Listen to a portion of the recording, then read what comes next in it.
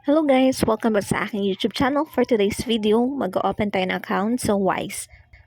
Nakapag-download na ako ng Wise at ngayon, i-verify ko na lang siya. Kailangan ko mag-deposit ng at least 700 peso. Tapos, next step is mag-upload tayo ng ID and then i-verify. So, meron tayong two options kung magkano yung babayaran natin. So, sa akin, pag-open ko, ang kailangan ko na bayaran is 700. So, nag-bank transfer ako. Kaya ako nag-open kasi yung employer ko is Wise yung gamit niya pang bayad.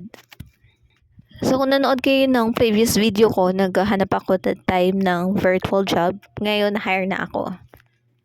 Kaya hinahanda ko na yung Wise ko para pag first filed ako, dito niya na ako bayaran. Napakabilis ng proseso lang kapag nakapag-open na kayo, nakapag-deposit na kayo, tuloy-tuloy na hanggang sa pag-upload yun ng ID at verification. Tapos pwede na din kayo mag-open ng account nyo for US dito. Ang gagawin nyo lang ay ang mag-request ng bank details. Nung una nga ay nalilito talaga ako dito pero katagalan in-explore ko lang siya. Kaya medyo okay na din. Ang sabi ko kasi nung una sa employer ko is bayaran ako through PayPal kung pwede.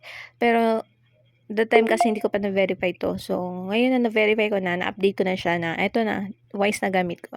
Dito niya na ako bayaran para kung ma-experience ko naman ang Wise.